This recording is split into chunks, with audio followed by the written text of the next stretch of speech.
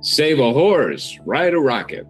This week, Aetherflux rebrands to Cowboy Space Corporation after raising $275 million in a Series B and pivots yet again to add rockets to their development plan for a unique approach to orbital data centers, joining some more well-known names in new plans to launch ODCs. In space, no one can hear you scream unless you use a radio.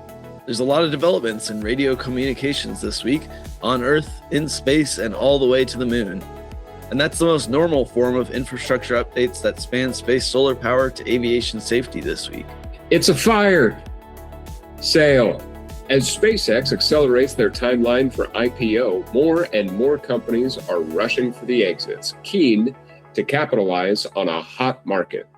We've seen 3 IPOs announced this week all over the world, continuing the largest rush to capital liquidation in the history of the space industry. Welcome to this week's episode of Space Times Podcast. As always, I'm Harrison Lambert, here with Paul Mayer. Excited to share this week's space industry updates with you. We hope you enjoy the episode. Subscribe to our newsletter if you want the written breakdown of our episodes emailed to your inbox every Monday morning. Drop us a comment on our LinkedIn or Blue Sky with anything you enjoyed or would like to see. And as always, listen weekly on Spotify, Apple Podcasts, YouTube, Substack, or wherever you're receiving this signal. This week's main topics for discussion include launch, space infrastructure, and spacecraft. Starting us off with launch, first and foremost, Aetherflux has rebranded. They are now Cowboy Space off the back of a $275 million Series B led by Index Ventures. They've announced a plan to build rockets, and they've filed for 20,000 satellites to go up. Now, this raise is intended to scale production and get them to their first ODC in orbit, which coincidentally is the upper stage of the in-house rocket that they are developing and building. Goal of providing a 1 megawatt hub on orbit. So their first satellite launch, not on their own rocket, on a transporter mission is scheduled for later in 2026. Their first cluster of satellites that they'll be launching, with the goal of showing that their satellites can communicate and coordinate their solar power generation capabilities, is scheduled for the back half of 2027. And currently they're on target for a launch of their own rocket as early as 2028. So Aetherflux, now Cowboy Space, is a solar power company. They're going to be demonstrating their ability to beam solar power back to Earth later this year. This is a very interesting move for this company. I definitely want to debate this with you because I am of mixed mind on whether this is a good idea. Logistically, it sounds like a terrible idea. Adding rockets into any sort of space program makes it infinitely more complex and just diverts your attention to a equally complex problem. I mean, there's plenty of examples to go around with like rocket companies failing. And so it just adds another way for this company to fail. That being said, the actual architecture of the spacecraft is pretty unique and does make for an interesting proposition. The idea that they're proposing is that the second stage of the rocket actually becomes the orbital data center. And so in that way, they're sort of, using the rocket equation to save some mass and reuse it basically for dual purpose use for their satellite. So it is an interesting approach. I think megawatt target for their spacecraft makes it so that the size of the rocket is roughly the size of a Falcon 9. Falcon 9 can launch about 30 kilowatt powered Starlinks. And so that gets them to about a megawatt per launch. So, assuming there's some improvements to technology by the time they're ready to launch, and assuming there is some mass savings from this architecture, they could get away with something the size of Falcon 9, which still is not easy. We've seen it be easier for some Chinese companies as they kind of duplicate the design of Falcon 9 for much lower costs than SpaceX took on to develop it as like the first mover. But I still find 275 to be a pretty small amount of money to get them there. They're definitely going to have to raise more. I see this mostly as here's a big chunk of money to prove out that you can actually do what you're talking about. But to me, it's a big risk, because if any one of those pieces doesn't work out, the whole thing kind of falls apart. There's no I mean, you pointed out that like they can launch their satellite on the SpaceX rocket, but if they go all in on designing their satellite to be integrated to the rocket, if the rocket fails, their whole program fails. If the satellite fails, their whole program fails. So they're just taking on all these extra risks for the potential outcome that honestly I see minimal benefit of. I think the component savings are still there because of the proliferation of space in general, but they don't reach quite the scales that some of these other designs are getting. The Starlinks, the Star Clouds, the Sun Catchers, like these are proposing much larger quantities of smaller satellites. I think that benefits them from an economies of scale standpoint, also from a resiliency standpoint, and even from like a cost amortization standpoint. They can replace these data centers more easily as the technology advances. So I think it kind of puts them in a bind in that sense. There is the aspect of they're not going to be ready for quite a few years. So hopefully by then things settle out a bit more and they're able to leverage those cost savings that are developed from technology advancements. But I just see a whole lot of risks here. I mean, they're building their own rocket. They're talking about building their own launch sites, which in itself is a regulatory nightmare that I think just adds so much more unnecessary complexity to it. But if they're proposing vertical integration, it makes sense that they would kind of need to do that. And then the orbital data centers thing, fine. A megawatt size satellite is ridiculous. Like it's bigger than anything we've talked about, except for like Chinese proposition last week for like gigawatt size satellites. So another huge challenge of something that hasn't been done before. And they're sticking with their space solar power thing, which I still don't understand. If they're trying to move their data centers to space, why do you need to beam solar power to Earth? It seems like it's just a vestige of the original thesis that they haven't been able to let go of. And I think it just diverts attention away from their core thesis, which is put data centers in space. Don't beam that power back down to Earth. So just a whole lot going on here. I think it's a very interesting approach. I want to see it succeed because I think it's a neat idea for a lot of larger infrastructure, particularly like space habitats. Being able to deploy, a whole habitat as a second stage of a rocket would be cool. Sure. So hopefully there's some dual use here to what they develop, and it's not just for their own, application. So I will be candid with you. I don't think there's going to be a whole lot of debate here. And the reason being that you've basically spelled out and listed all of the problems that one could find here. In so many words, Aetherflux, now Cowboy Space, is taking something that is already impossibly hard to do, build a successful startup, and they have now put additional constraints and additional I'll say steps to achieving success. So they're clearly trying to optimize for the biggest possible outcome, the biggest possible number at the end of the tunnel. But in doing so, they've lowered their chances of success by orders of magnitude.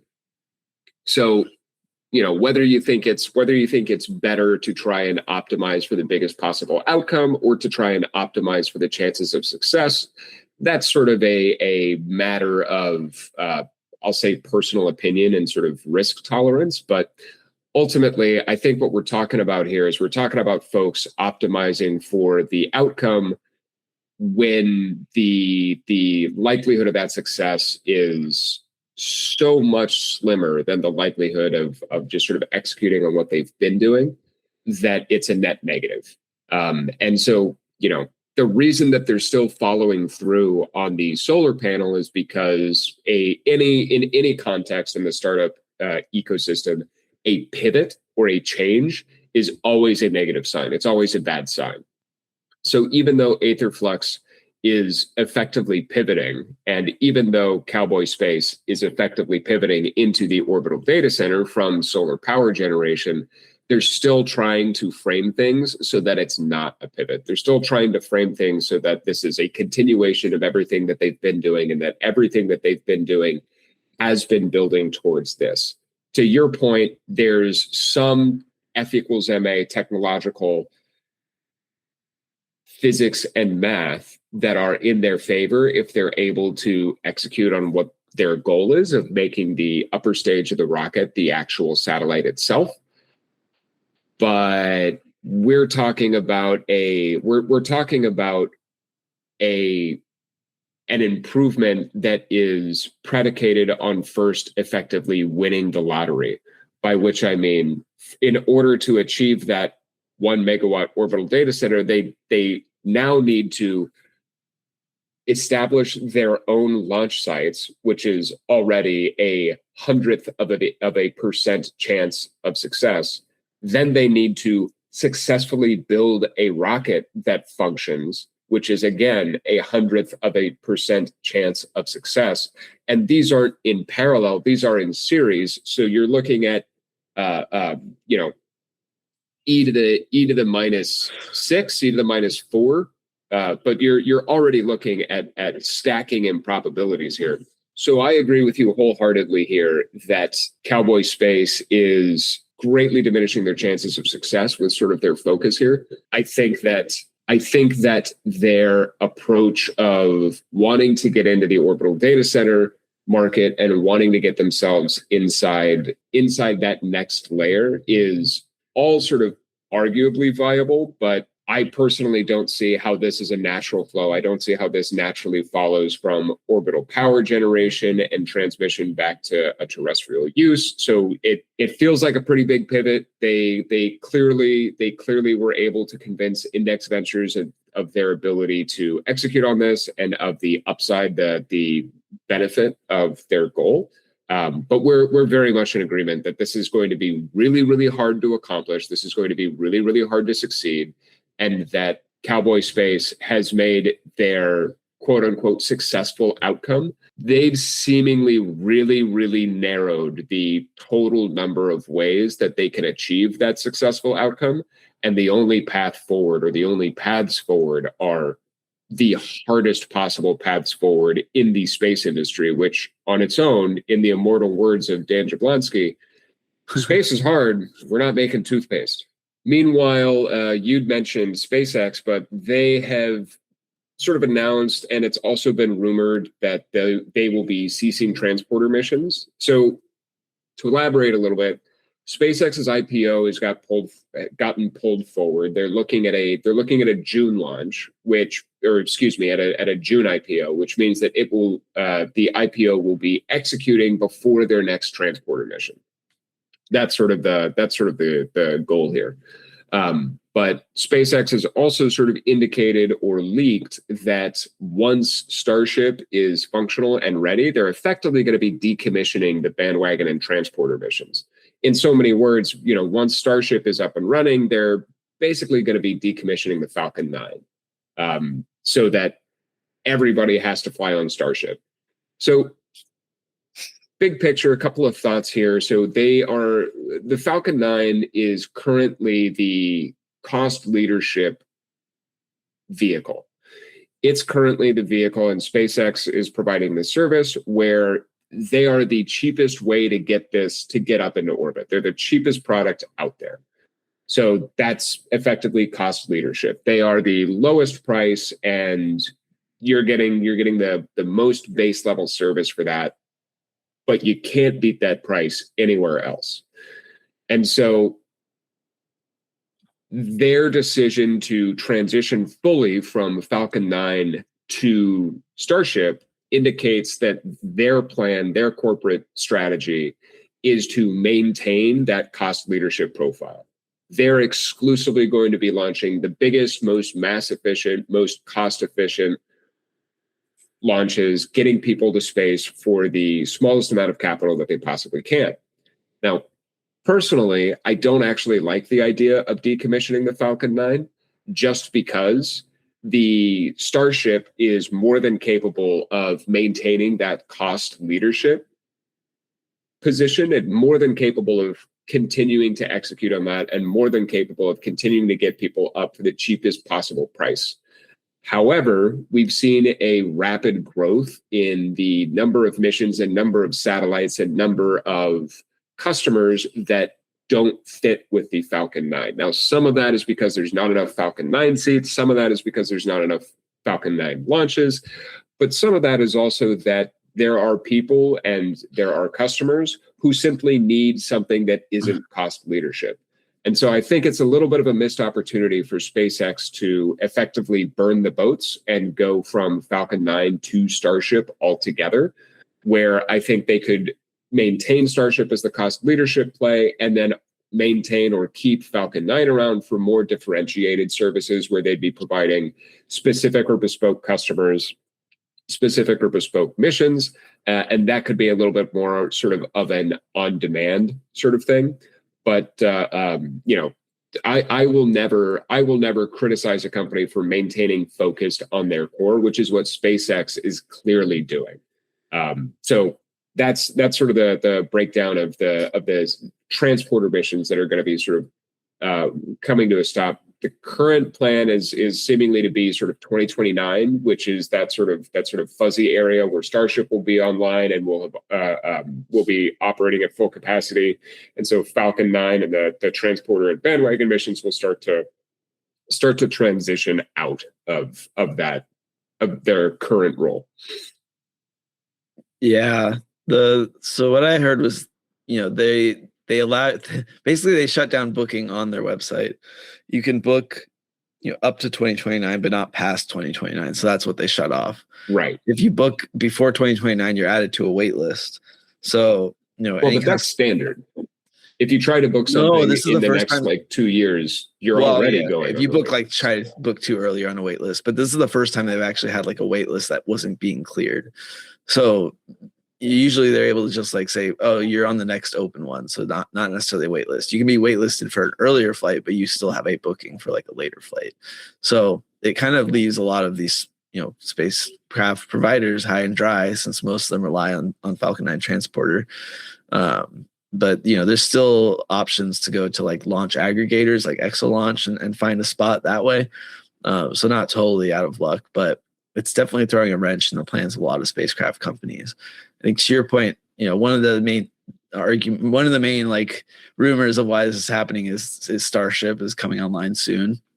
Version 3 is about to launch. Hopefully that's the one that does the trick. And that, to your point, is a much larger vehicle. The cost is very, attractive. I think it's $110 million versus the $75 million of Falcon 9. So a very moderate increase in price given the vast, triple the amount of mass to orbit.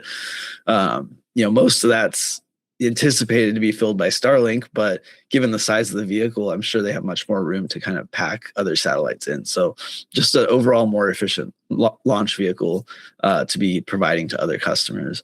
The other rumor I'd heard was that Starshield is kind of coming online soon as well. And that's one of the core elements to their IPO filing, is that Starshield is a very profitable version of Starlink as it's funded by the government. And we saw some other news out of the government this week of their investment into Starshield. So it might just be that, they're already using most of their launch vehicles for Starlink. They need even more launch vehicles for Starshield. And they're going to use everything they have until they can get to Starship to get those contracts deployed. So, they're not being very clear on why exactly this is happening. I think it leaves a lot of the industry confused. But, I think whatever comes out next is going to be a step change improvement in our access to space, as SpaceX has always provided. And so I think, people need to hold on for now, but then hold on to your seat, because things are going to speed up fast as SpaceX goes into their next phase. Additionally, Google is rumored to be in talks with SpaceX. So purportedly, the two companies are working together on launching some data centers together for Google's Project Suncatcher. There appears to be some sort of conversation in place to get 81 data centers up. So Google already owns, I believe, 6.1%, but they have a healthy stake in SpaceX, and they're currently partnering with Planet Labs on the satellite design and the bus design for Project Suncatcher already. And there's a clear sort of through line between both SpaceX and Google, that both companies sort of have the thesis that AI in space is really big, AI in space is really important, and probably most impactfully, that AI in space is going to rapidly consolidate as the underpinning infrastructure for the orbital data center layer winds up getting solved. So they both of these companies clearly believe and clearly view the orbital data center and AI in space industry as a sort of a small, super concentrated, effectively an oligopolistic market where there's, less than a half dozen key players, and that sort of half dozen basically wield 80% market power in the industry. So that's clearly sort of the vision that both SpaceX and Google think that orbital AI is going towards, and that AI in space is going towards. And so working together to be sort of the first at that forefront makes sense. 81 data centers for Google is an interesting number. It's a very specific number. There's not a lot of details that have come out about Google's data center play. They had the Suncatcher white paper, but it was basically just explaining why they think they can do it at all, and exploring the physics of it. So, Google's definitely making a concerted effort to do this. And as you mentioned, Planet is developing their spacecraft for the data center. They've also partnered with Reorbit to do the data networking for their constellation of data centers. So Google's had a very interesting kind of coalition play to their data center approach. I think SpaceX makes a lot of sense here, given that they have a large stake in it. But the 81 number makes me think that this is just kind of an explorative step for them to try to get something on orbit and see how it operates. There's going to be a lot of firsts for their data center. They're one of the few orbital data center companies that are going to use their own silicon technology. They have their tensor processing unit, Trainium, I believe, instead of using NVIDIA's GPUs. So, they've tested those TPUs in proton beam labs to test their radiation resiliency. But I think a lot of this is going to see how they behave actually on orbit. For a while, I've been speculating that Relativity Space might be a more long-term partner for them, given that their CEO is former CEO of Google, Eric Schmidt. And Terran Aris was to come online soon and has a huge lift capacity. And, Eric Schmidt has talked a lot about doing orbital data centers. So I'm still of the mind that when Google goes to actually scale their orbital data centers, they'll likely partner with Relativity instead. But I think that a lot of that might change given the IPO. Their stake might look different after that event. You probably understand this better than me, but I would assume they would sell off a large portion of their stake to kind of gain some of that, capital from their equity. But I think that's something I'll be watching, because if they keep all of their shares, then it makes it more likely in my mind that they'll stick with SpaceX and use them as a launch provider for the full deployment of their data centers. Yeah, I mean, that would make sense. I would expect that from Google, this is in their mind, this is what they see as the fastest path to space. And they clearly think there's going to be some meaningful first mover advantage. From SpaceX, I think that this is I think from SpaceX's perspective, there's a lot that they will be able to sort of glean from this, as well as to sort of planning for their own logistics and their own operations. So it's not a purely sort of one-sided relationship here, but I agree with you. I wouldn't be like super surprised if Google and SpaceX found themselves in more direct competition in the next 18 months on this front. But that's a big part of why most collaborations and joint ventures are pretty short-lived. Yeah.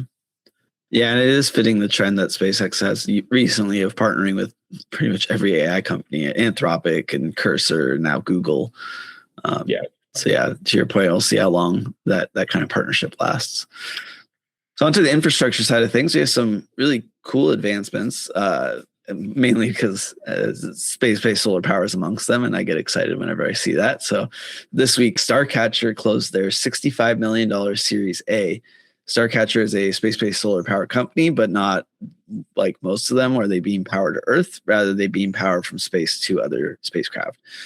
So they have a very unique design amongst the other players. Most companies are collecting power with solar arrays and then transmitting it either through infrared or microwave to receivers.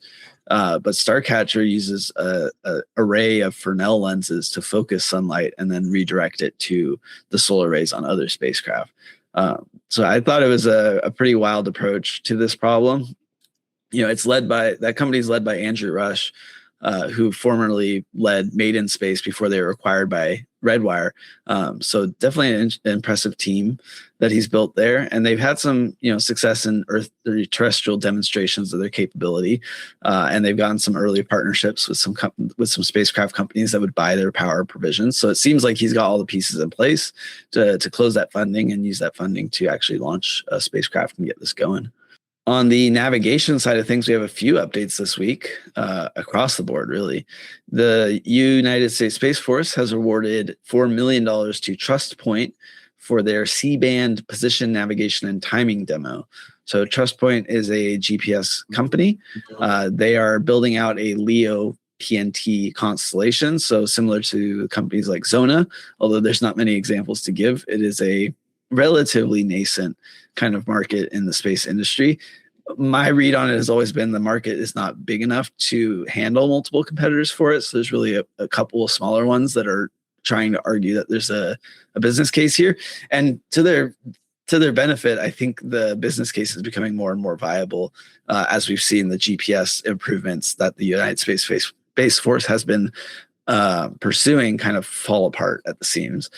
We talked about the OCX contract being shut down for Raytheon and some of the struggles that they've had moving on to the GPS-3 improvement to the MEO, the medium Earth orbit constellation of satellites that has traditionally been operated by the U.S. government. Those satellites operate in L-band, so a lower frequency than C-band, and at a further distance, so the latency is not as good. So improving the frequency to C-band and putting them in LEO is a pretty large improvement to a core capability, one of the longest standing capabilities of space that benefits Earth. So it's great to see a company kind of taking this approach. They're only launching 4 satellites for the demo, so that reads to me like it's just what it says, a demo. It's meant to provide it to certain locations that it can access. But they're saying that it's interoperable with traditional GPS receivers. So in theory, an L-band receiver can receive a C-band signal as long as it's got a software-defined radio, which I think is a lot more appealing to the likes of the U.S. government. They can field those kind of equipment and benefit from this. And the obvious benefits are, we're seeing an increase in GPS-denied environments and an increase in importance for having GPS in those kind of scenarios, since they're often conflict zones. So having a different approach that is both easier to get around the jamming and also more resilient to space attacks. We've been talking a lot about space defense as a capability, and out in MEO and GEO, that is a higher impact, lower risk because they're further away, but higher impact because there's fewer of them and they're more expensive. So having this kind of second layer of GPS capability, I think is growing as a need from the U.S. government, as is reflected by this funding as well as the funding that Zona has recently received. Yeah, I agree with basically everything that you're saying so far, both that the market itself hasn't fully materialized, so it's not really big enough for there to be a super expansive sort of competitive landscape. It's still a relatively small market, but the sheer value add of a GPS independent or GPS resilient source of position, navigation, and timing data has massive implications both in the defense and in the commercial sector. So massive dual use implications here. And yeah, to your point, it's a four satellite, 4 ground station demo. So it will be pretty bare bones. It will still be a pretty early stage demonstration here just to prove out, hey, this works. But there's some extensive combination of both the GPS independent hardware operating in different bandwidths, so operating sort of in C-band demonstration, and also there being a combination of software-defined architecture, both on the orbital and ground station side of things, that I think is a key part in what allows them to sort of get around current jamming technology. The big challenge here is effectively just sort of economic arbitrage, right? Like a GPS satellite costs what? $100 million. A GPS jammer costs what, 100,000 maybe. Yeah. So just a huge mismatch in the asymmetric ability to incapacitate a massive capital investment in the area of conflict or in the area that's necessary. So finding ways around that is absolutely critical, both for defense and for commercial purposes, because signals are getting it is getting more crowded. It is harder to actually accurately receive and back out that information and that data. So seeing how TrustPoint is able to sort of thread the needle here and both execute on their current on their TACFI while also sort of outstripping the adversarial capabilities. I mean, it's not like solving the current GPS jamming is going to be a permanent solution, because GPS jamming is then going to figure out how to jam whatever the next solution is. But the point is that the ultimate trend is that it's sort of a capabilities arms race, so that TrustPoint winds up solving this current GPS jamming technology. GPS jamming technology is then going to try and figure out how to interfere and adapt and jam software-defined solutions on their own. Then TrustPoint is going to have to figure out how to autonomously, or how to constantly adapt, so that the jammer needs to be constantly updated as well, and then the jammer is going to pursue and find those capabilities as well, so that they're constantly tracking whatever the signal is, able to disrupt or jam it to the best of their ability. But this is what that process looks like in real time. Yeah. And that commercial side of things is, primarily it's for robotics and self-driving cars and things that require GPS capability. And it's, again, something we haven't seen really materialize, at least on the US side of things. We see it a lot in China with the BeiDou constellation, the 3-body constellation, doing really impressive stuff with their PNT solution, as it's higher resolution than on the US side of things.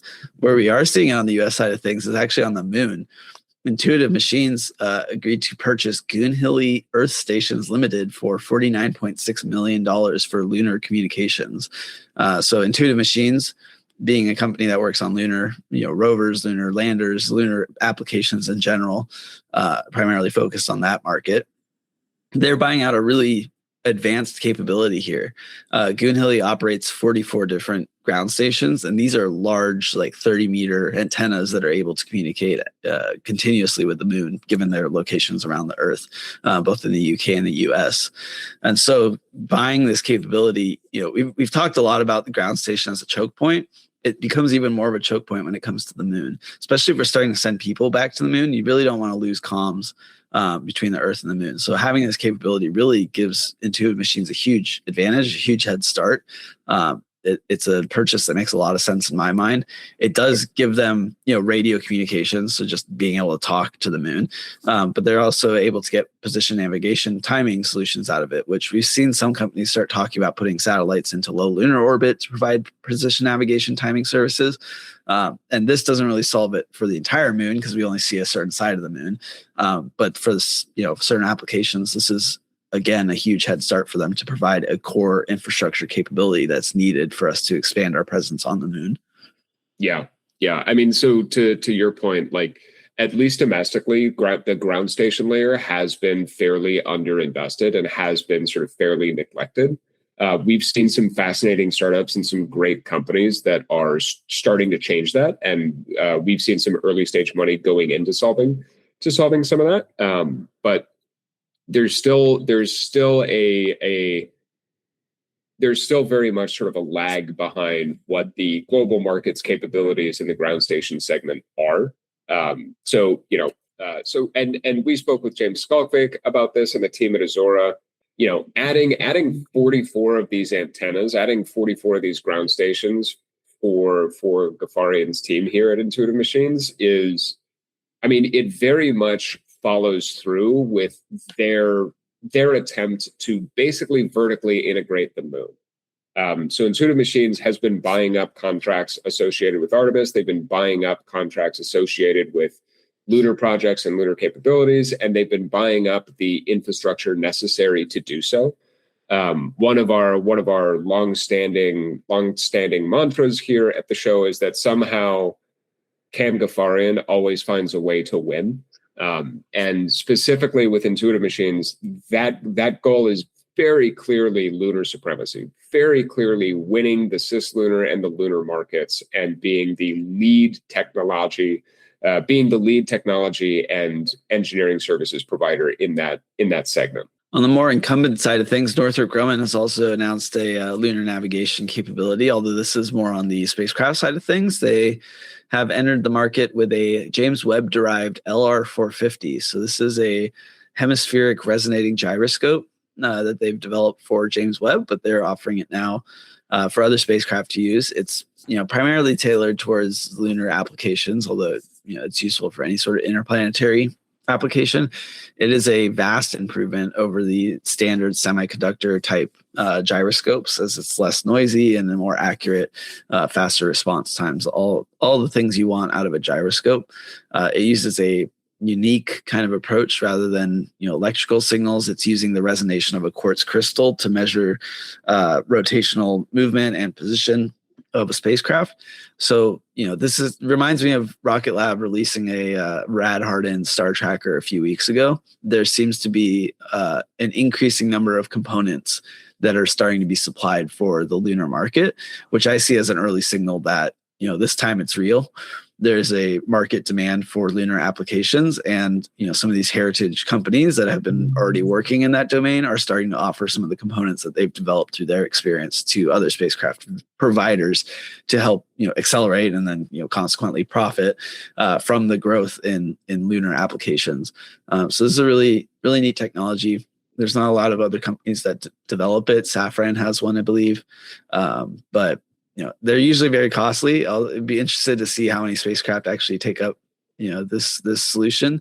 But it's great to see more options out there. Yeah, I would tend to agree with your assessment that the fact that we're starting to see specialized components that have been built, developed, and optimized, all of the NRE that needs to go into their functionality, we're starting to see those repurposed and entered for the cislunar economy. I mean, I would wholeheartedly agree with you that that is as much of a signal that this is concrete and that this market is real, that there can be, that in so many words, that rather than needing additional capital or rather than needing additional equity to be raised, more investment, more money needing to go into the cislunar infrastructure, that no, this is already here. We've already built this. We can do this now. Back on the Earth side of things, or more so the Earth side of things, Iridium has decided to take over Aireon.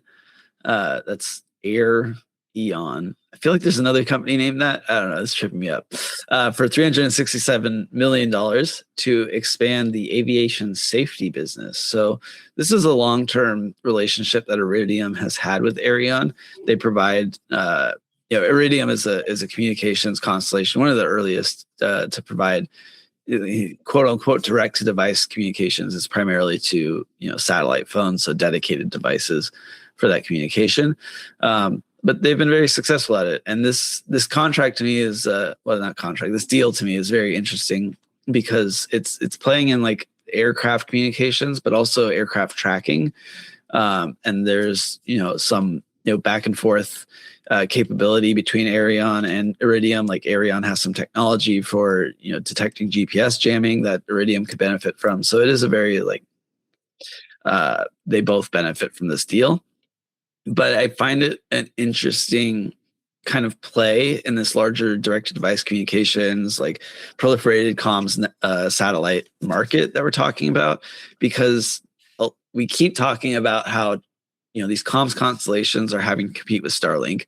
They're having to carve out their own niches in order to not go head-to-head with them. Starlink seems very positioned towards wide coverage, broadband communication, and increasingly towards direct device, and then with Starshield, government applications. And so companies like AST Space Mobile are focused, solely on direct to device. companies like Amazon Leo are focused on like business capabilities for communications. So this move is kind of playing in the aircraft communications, which is a wholly kind of other sector of the proliferated communications area. And Iridium seems to be positioning themselves as one of the leaders for that area. So carving out their own niche there. One of the other ones we've been talking about a lot is maritime communications. And there's a whole other group of companies that focus on this. So to me, it's an interesting move because it's one of the more stalwart communications constellations, kind of solidifying their stance on a certain market that they want to dominate. So I think it's a great move from Iridium. I think it will help benefit them long term. They've already been pretty successful and they're a publicly traded company. So, this is likely to help boost their margins. Yeah, they're anticipating adding on effectively about another 100 million in revenue and 30 million of EBITDA on an annual basis with this acquisition. I mean, Iridium already owns about a third, maybe a little more, of the equity interests of Aireon, and they're sort of finishing the deal with that. So the acquisition is 50% upfront and then 50% on the 1-year anniversary, and it includes Aireon's current sort of outstanding debt, which is roughly 155 million, something like that. So, Iridium is very much expecting their leverage to increase. They're expecting that to hit around 4x operating EBITDA in later this year in sort of Q3. And their long-term guide is to sort of over the next 12 months to bring that down to pay off a lot of that leverage and a lot of that debt, bringing that down to about 2 times by the end of the decade. There's a lot of sort of finance that's going in, a lot of financial work that's going into making this acquisition happen. But at the end of the day, I mean, Iridium is a publicly traded company. They're levering up. 4x EBITDA is usually sort of the higher end of the leverage that we see in a lot of publicly traded companies. I'm sure you and I are both thinking of the same example that did this, and it maybe didn't work out so well. But the debt covenant and the goal is to get that back down to 2x EBITDA by the end of the decade, both by sort of paying down the debt and by growing EBITDA. They've seen Aireon's services revenue grow at a CAGR of almost 10%. So, reason to believe that this is going to be an achievable and through both organic means of sort of growing revenue and growing EBITDA, and also some belt tightening means of sort of cutting costs and paying down debt aggressively. That's what it was reminding me of. When you said it, it clicked. Aireon sounds like Ariane, like the rocket company. Different company. So for the big kind of communications market, direct to device, there's been a major shift this week where AT&T, T-Mobile, and Verizon are all forming a joint venture together to help erase dead spots in cellular coverage. This has been the proposed kind of value to satellite communications, is they can cover the areas that radio towers can't reach. And all these companies have had partnerships on their own through multiple companies. Like T-Mobile's been working with Starlink, and Verizon's, I think, AST. I might have that backwards. I think Verizon was Starlink and T-Mobile's AST Space Mobile. But basically, all these companies have already been working on space communications to cover those gaps. But this joint venture, they're talking about pooling those resources, working together to select the best options. They're very much phrasing it as like customer choice, but I think it really is to them giving them back more power to kind of choose the winners in the direct device market and not become so beholden to Starlink. They're talking about doing like spectrum sharing agreements, which comes off the back of that argument at the FCC we talked about a couple of weeks ago, where they were trying to get the FCC to allow them to share spectrum rights. Right. And the FCC was like, no, we're not going to do that. So this is a very interesting kind of circumvention to that, where the end users are basically joining forces to coordinate amongst themselves how they might be able to share spectrum rights, so that removes that choke point for a lot of the spacecraft providers. So I think it's to the benefit of a lot of these smaller players that don't have as many spectrum rights and don't have as strong a foothold with these end user customers, and might be a bulwark against Starlink's ever increasing expansion. I think Starlink will still benefit from this in the long term. As you keep saying, joint ventures aren't meant to last forever. So I think this really is just kind of a way to shore the lines while these smaller space companies kind of proliferate their constellations and get their foot in the door. Sure. But definitely an interesting change in dynamics here. Yeah, I mean, one of the first things that we started talking about was that the direct-to-device market would be one of the next biggest sort of battlefronts for space's corporate development, and this indicates that figurative battle is for the most part already over. Like, this indicates that, to your point, like, yeah, SpaceX is already sort of leaps and bounds ahead, and that all of the incumbents are actively sort of banding together to try and staunch the bleeding, figuratively speaking. Yeah. So, the direct-to-device market, we've loved sort of following AST Space Mobile. We've loved following sort of the Bluebird sats that have been going up. But the end customers are, to your point, very much trying to prevent a sort of monopolistic takeover of the D2D market via sort of Starlink, just running faster than anybody else can. So this is very much where that's headed, and their primary goal is to sort of blunt that SpaceX advance. And if this winds up lasting longer than 2 years, I will be very surprised. I would think that if this consortium does sort of continue, what would likely happen is that the three companies would wind up standing up a separate entity to sort of continue that effort, and that they would all hold some form of like equity stake in that entity rather than needing to lead a consortium itself. Yeah, however it shakes out, I find the Ariane deal and this joint venture both really strong signals of something we've been talking about, which is the kind of maturation of the space business. When we see end users like this getting this involved in matters that have traditionally just been like spacecraft companies concerned with, it's a really strong signal that we are at the point where space has become an infrastructural component and is no longer some science experiment. So both very strong, great signals that space industry is very mature at this point. Onto the spacecraft.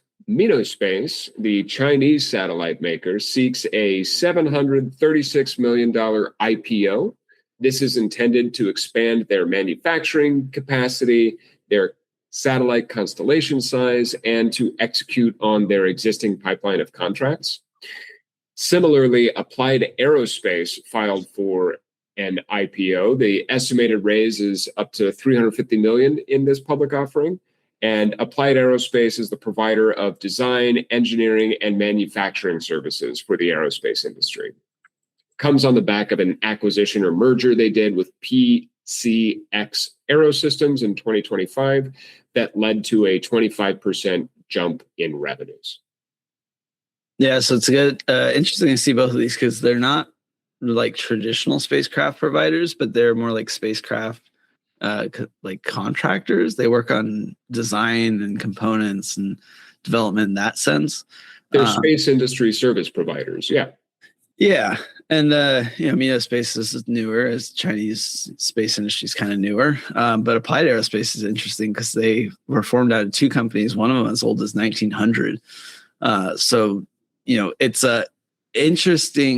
It's another interesting sign from the space industry that such an old company is finally IPOing, kind of given the environment that our market is in right now.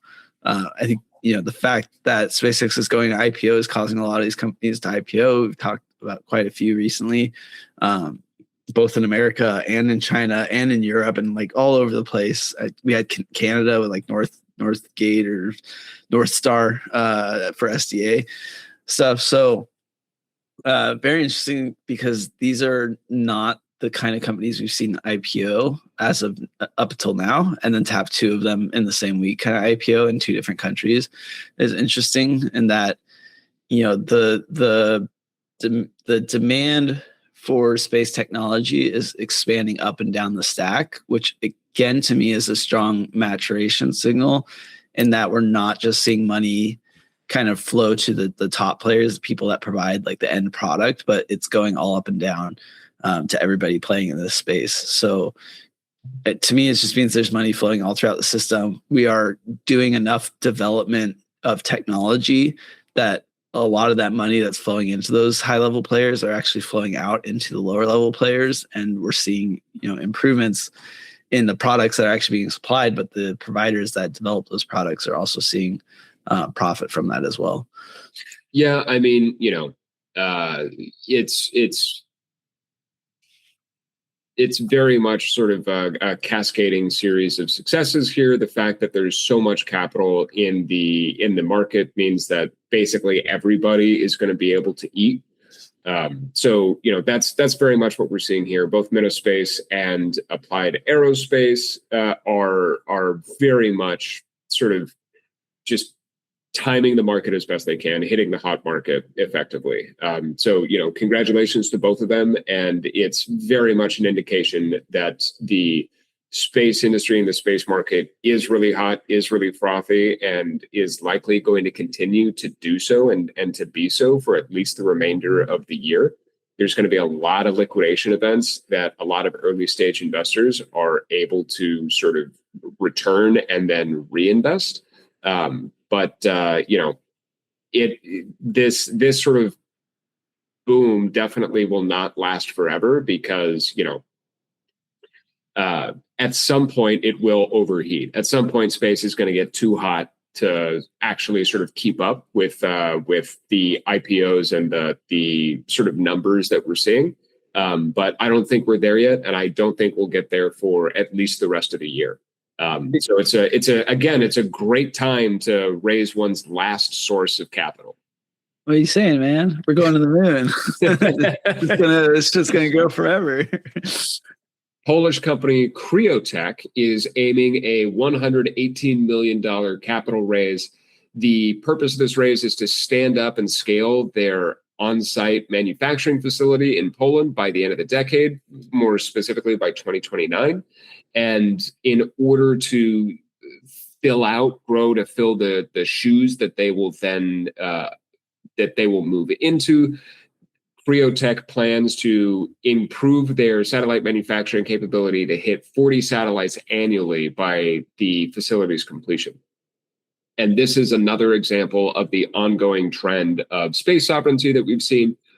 Poland doing so specifically. We've seen Germany, we've seen France, we've seen the UK, we've seen Spain, we've seen Italy, we've seen the ESA as a whole.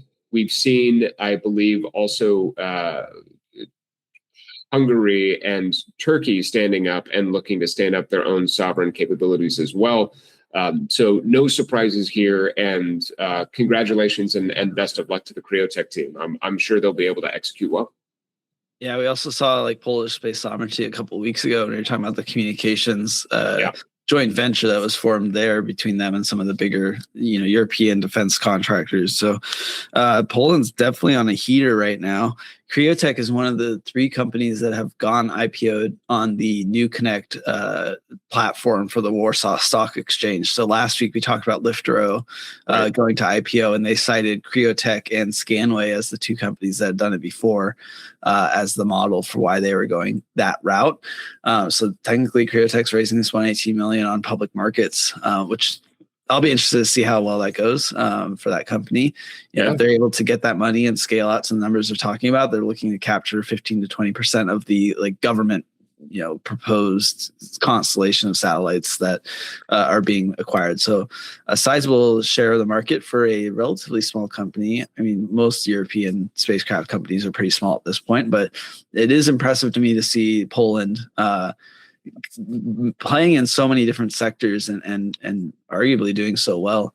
I was listening to a talk from some other like just financial incumbent talking about Polish economy being a standout amongst European countries, as they're one of the few like profitable and growing European countries, while a lot of them stagnate and struggle with economic challenges. So I think that, to me, that's rang true when I look at the space industry, as Poland is growing pretty quickly for a relatively small company when we compare, or country when we compare it to the likes of Germany and France, and Spain is another great example. But it's great to see more and more Polish companies building up this sovereign capability, especially as we're seeing demand for full stack space capability with the likes of that joint venture. Having this tech developed in-house is going to be a huge benefit for them and the broader European Union. Well, since we're going to the moon, I figured now is as good a time as any to try and bring you back to Earth a little bit. So, unfortunate couple of updates here. The first of which is that York Space is effectively losing their Tranche 3 PWSA funding. So, the Pentagon is scrapping Tranche 3 for the Space Development Agency, dissolving the Space Development Agency, and effectively reallocating and rolling those contracts and needs into the Space Data Network. Now, all three of these updates threaten York's position.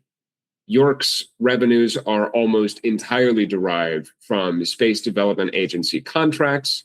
So even if these contracts wind up being sort of one-for-one ported over to the Space Data Network, even if they wind up being completely sort of copy and pasted over there, they would still be new contracts with new issuing bodies. So York would potentially need to rebid and recompete for all of these contracts.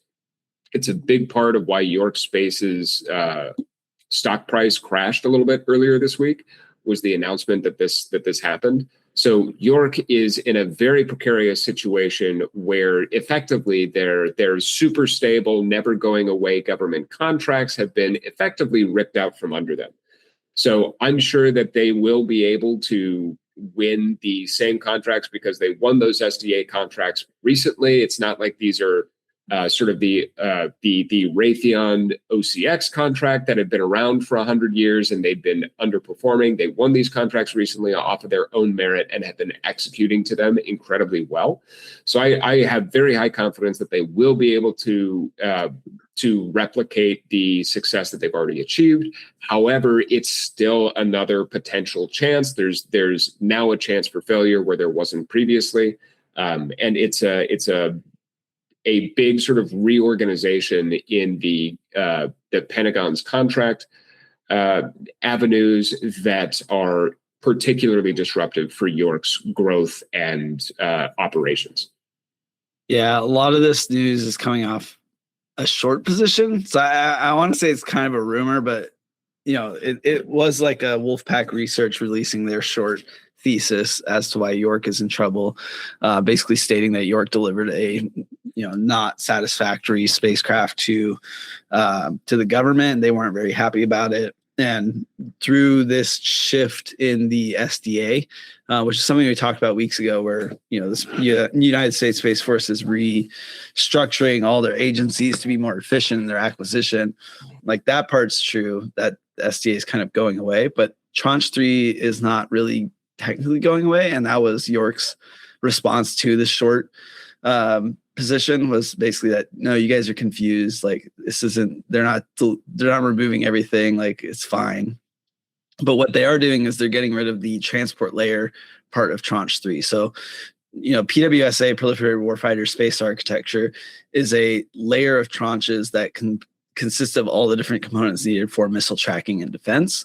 A big part of that is the communications layer, but the other part is missile tracking capabilities. So some of these Tranche 3 players, like Rocket Lab, that also won contracts here, are not having the same struggles that York are, because they do have the capability to do missile tracking, which is a more optical component to this. So the ones that were playing in the pure communications layer are kind of in trouble, and it sounds like York might be in more trouble given the performance of their spacecraft, because the USSF is looking strongly at shifting that transport layer almost entirely over to Starshield, which, as we mentioned earlier, is coming online soon.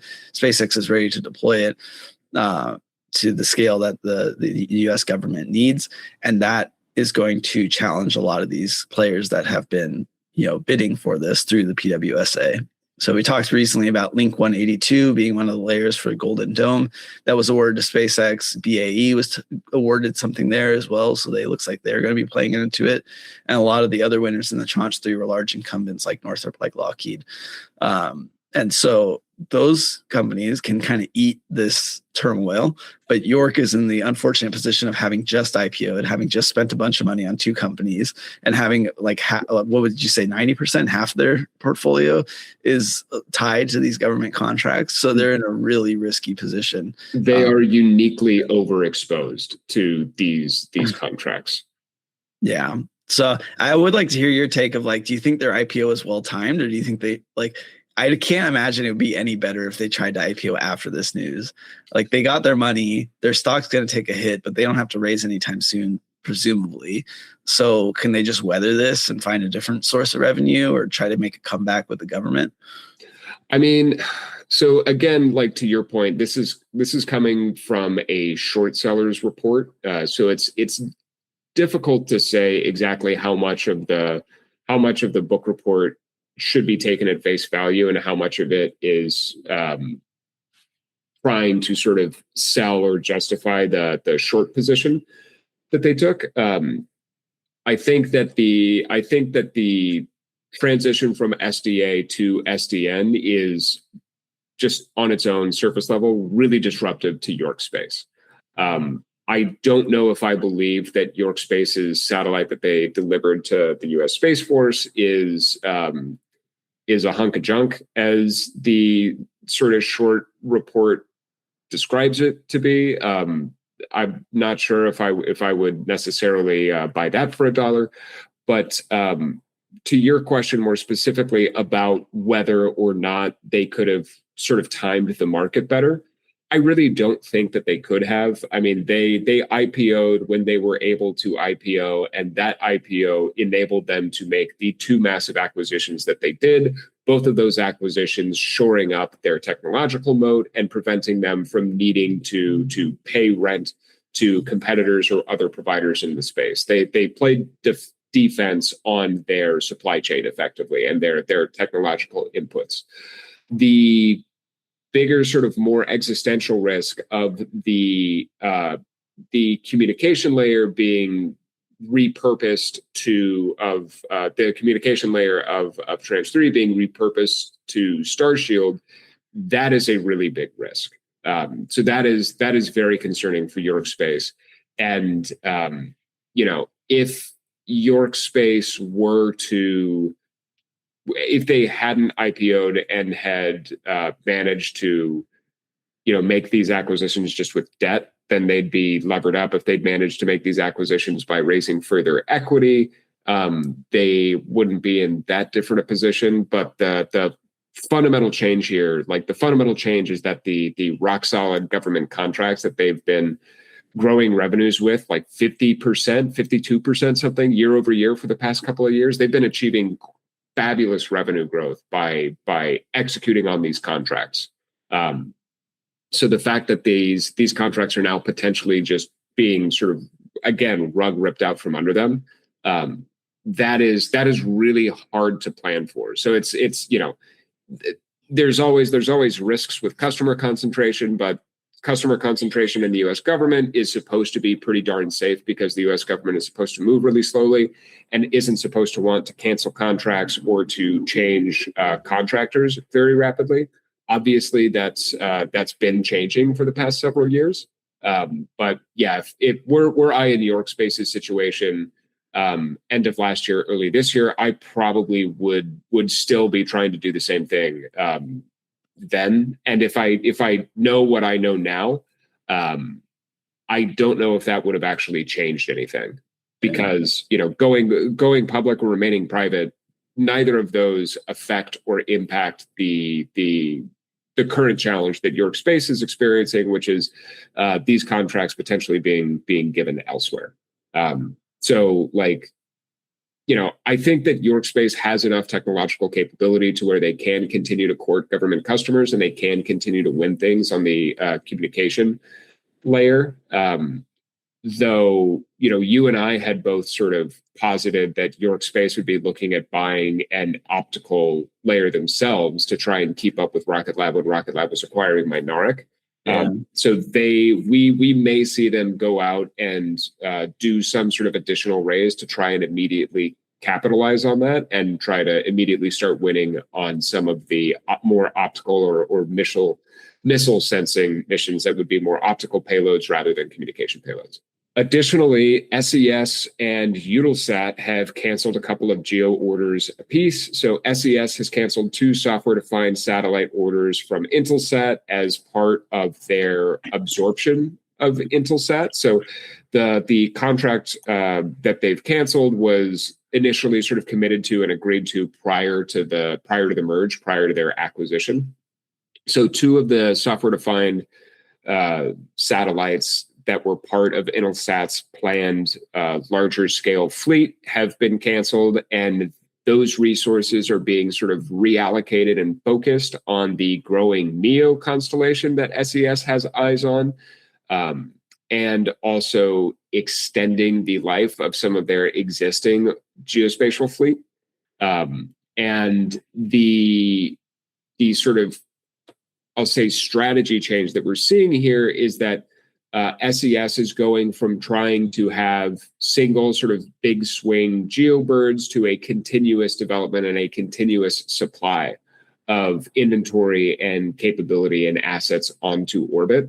So rather than getting one geobird up every 15 to 20 years that's able to do it, it's like, okay, yeah, we're going to be constantly putting up new assets, constantly putting up new capabilities, and just continuing to sort of grow the inventory that we have available to us, even as we sort of reach saturation and as things start to need to be decommissioned.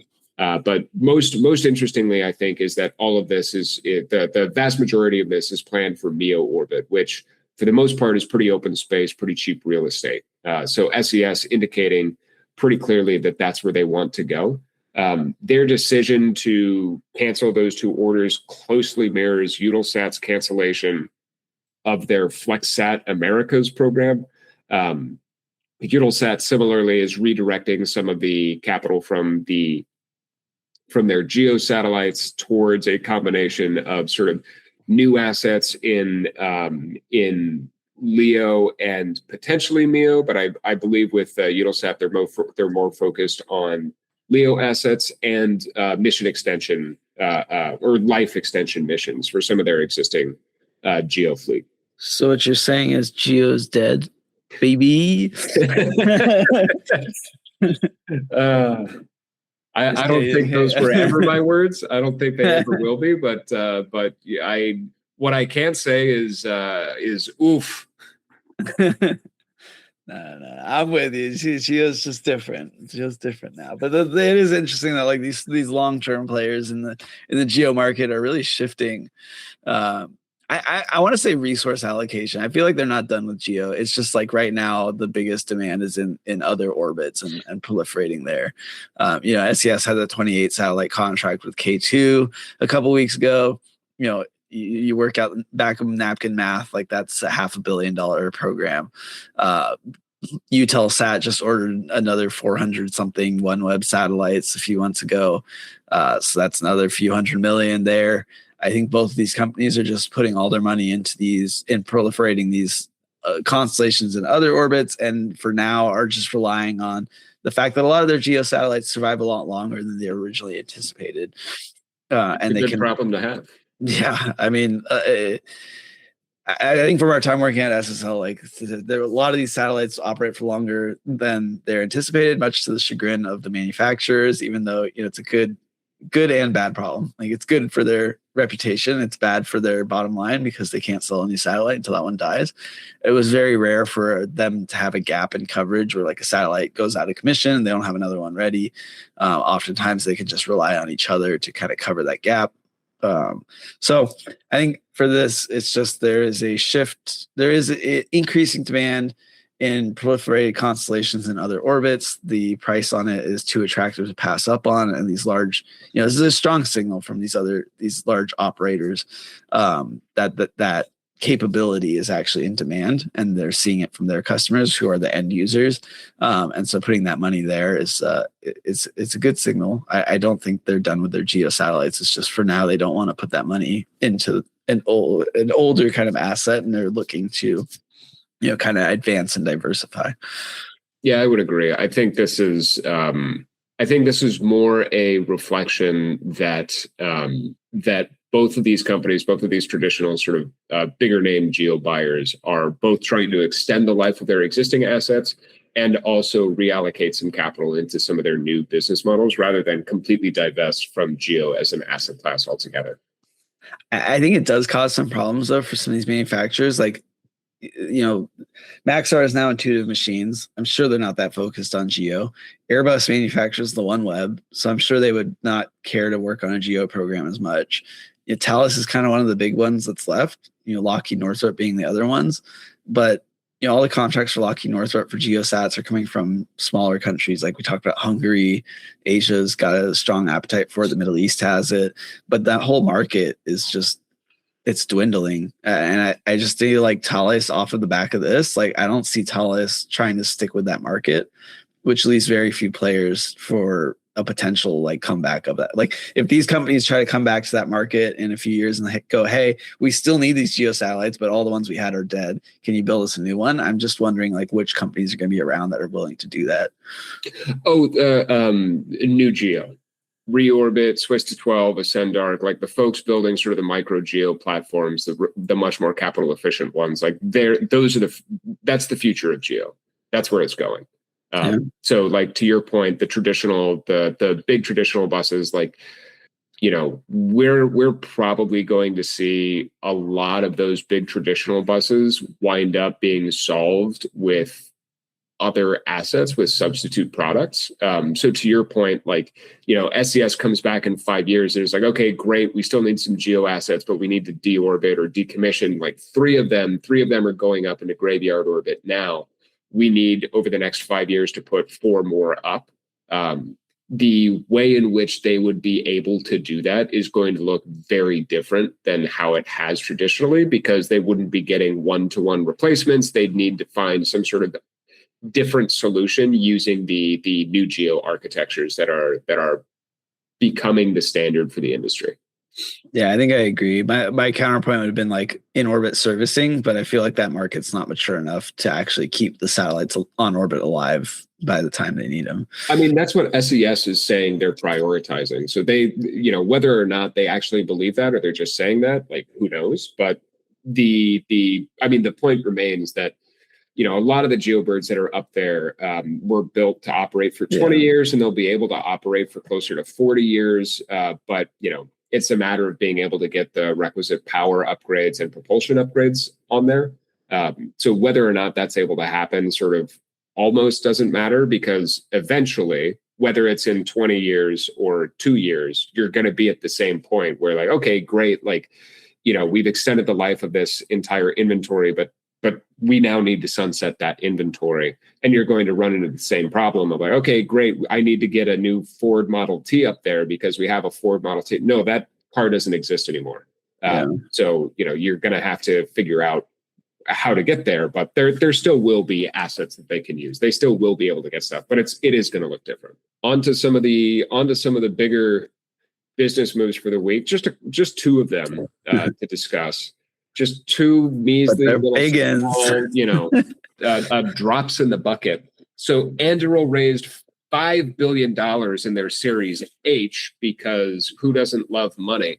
But they raised $5 billion at a $61 billion valuation off the back of their Golden Dome wins. So this round was led by Thrive Capital and Andreessen Horowitz.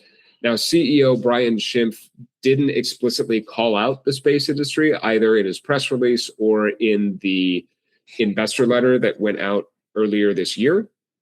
But this raises clearly off the back of their successful entry and participation in the space industry. And as we spoke about sort of last week and the week before, Anduril currently is basically a systems integrator because they lack any of the technical expertise to actually do space stern to scupper themselves. So they're taking the contract and then subcontracting out the vast majority of all the technological components and all of the space engineering, and then they're going to stitch everything together, integrate all the systems, and take their cut, sort of as the manager of the project, effectively.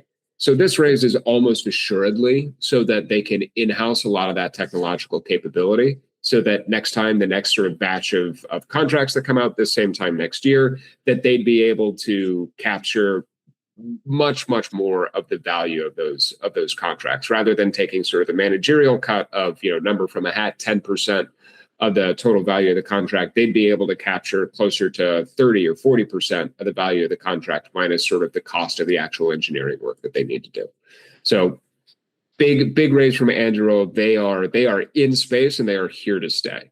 Yeah, I don't think I've ever seen a Series H before. The highest I think it got was that I've seen is SpaceX's 1.9 billion Series L, which L's before H, right? No. All right. So Anduril's got to catch up, man. That's nothing. Yeah. $61 billion valuation. That's kind of insane, right? Yeah. I mean, $61 billion valuation is insane. At the same time, SpaceX is expecting to raise vastly more than that with their IPO. They're expecting to raise $75 billion. We got OpenAI valued. It's crazy numbers too. So yeah, I mean, it's just a sign of the times. And it's not like some of these other crazy valuations we've seen where it's like, $2 billion for a company that's never launched anything. Yeah. Like, Anduril delivers products, nothing in space yet, but honestly, that's kind of impressive to win 2 huge contracts off of never delivering anything in space. Like winning contracts off of not doing anything, especially at that size, like that's impressive. Raising money off not doing anything, that's just like funny. So, I'm curious to see if they're going to buy another company. Like they bought Exoterra Analytics. That's the SDA side of things. I'm curious if they're going to buy an SBI company. Like I can't imagine them buying something like Gravitics, even though that'd be like a attractive price point for this amount of money. But they partner with the likes of like Rocket Lab and K2. I also can't see them buying either of those companies. One, because Rocket Lab is probably too big a fish, and K2, I don't feel like they'd be willing to sell to this buyer, and since they're private, they would choose. So, I'm racking my brain trying to think like what company they could buy to benefit them for the space domain or space defense kind of capability, or if they just end up building in house. But given that they haven't like explicitly mentioned anything about space, and they still seem to just kind of be dipping their toe in the water in space industry, it might be that. Yeah, they just approach this through partnerships for this foreseeable future, and all this money is primarily for their terrestrial business. Yeah, it could be. I mean, there's always the chance that that we're projecting. Always the chance that we think space is more important than Anduril thinks space is. I really think that there's so much money coming out of Golden Dome, coming out of the Space Force and the Pentagon, that Anduril is intentionally entering and pursuing those contracts and that money in space. But whether they want to try and build up the capabilities in-house or buy somebody who has those capabilities is sort of, in my mind at this point, it's sort of like potato tomato. Because it's the same gap, and in my mind, it's just a money gap. So either they can go ahead and they can buy they could buy York Space, right? Or like they could buy some company that's out there and just communication layer play. Just ingest as much of the technological expertise as they could, or they can try and staff up and just hire as many mercenaries as they can to stand up that capability internally. But it's still, throwing money at the problem of solving the technical capabilities gap that they have. Yeah. I could see like a Fortastra or Lodestar or True Anomaly or Wardstone. Like they're all small enough. I just don't know if the value would be there. But they're in my mind, they're not looking at buying like specialist capability. Like they need folks who understand space. That's fair. Like, you know what I mean? Like they're not at a point, in my mind, they're not at a point where they're looking at like winning over specific horizontal layers. Like they just need warm bodies who went to Cal Poly slow. You know what I mean? Like they just need I'm for sale. Actually, no, I'm not for Andrew. But they just need a critical mass of space engineering expertise to be able to like stand on their own. Because currently, like to your point, they haven't actually done anything in space. They're doing a great job of looking busy, but they need to actually get busy here. That's actually a good point, because it reminds me of that acquisition spree like 8 years ago now, where like all the defense primes bought up space systems companies. Like, was it Millennium Space, Terran Orbital, IVAC? Like they all got bought out. There's been like many fewer space systems companies since then. So I'm racking my brain thinking which ones they could buy. But it's a good point. Like they're effectively a big defense, not prime, but like big enough at this point that they're a big defense company. That move would make sense to me. So that's what I see them throwing $5 billion at, but we'll just have to wait and see. I'll do it for $1 billion, maybe. I'll think about it. As your agent, let me do the talking.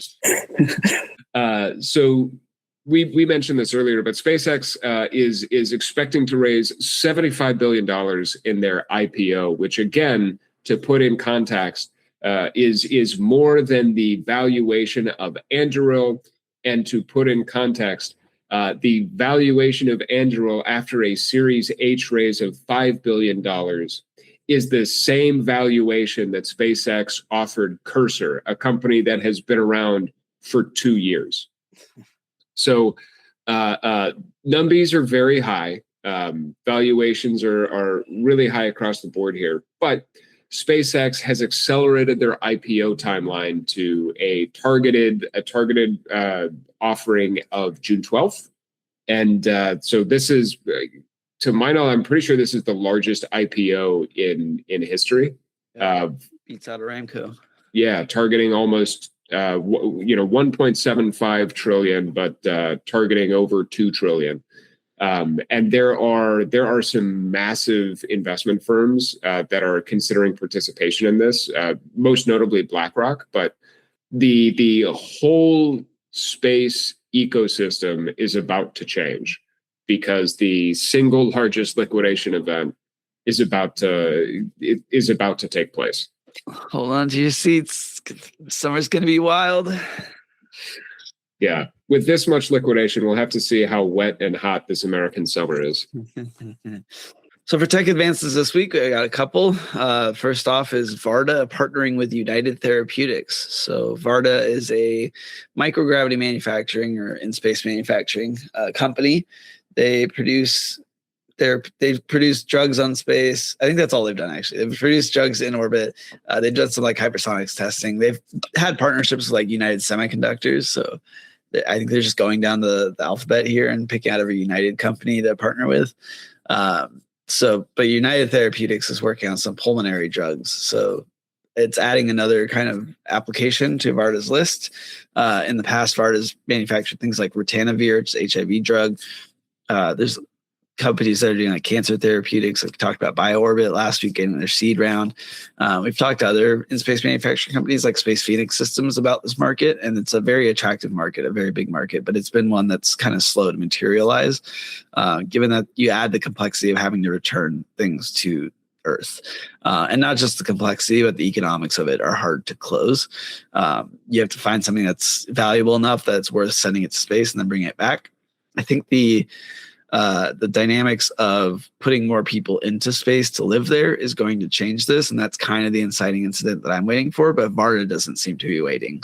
This is like, they've already launched 5 missions, all but one, I think, successful, returning samples to Earth and proving out their capabilities. So getting more partnerships, they've already got quite a few. Just seems like a maturation of their offering. And it's great to see that they might have some more paying customers soon. And I'm really hoping that their pace of launch and return picks up and that they're actually able to establish a market here, because so far it's basically been demonstrations.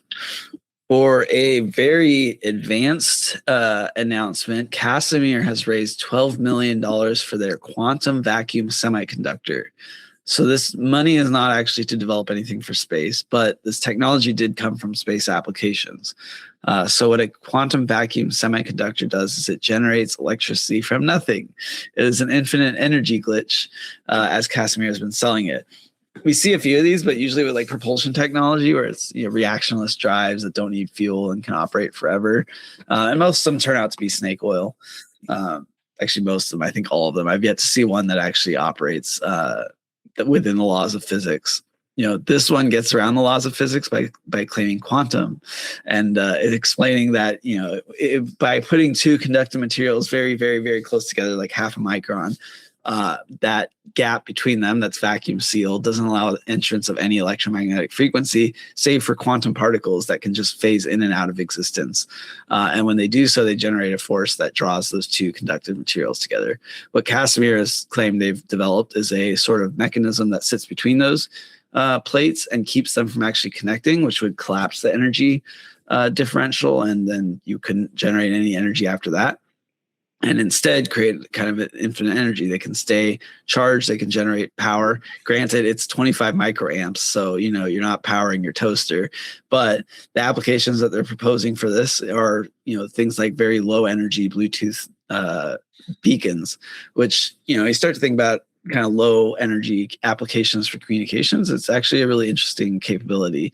The approach they're going with is like etched semiconductors, so it's possible they could scale it to higher power levels, but obviously they're starting with the easy, quote unquote easy application first, which is very low power consumption devices. So I'm really hoping this one's not snake oil. It's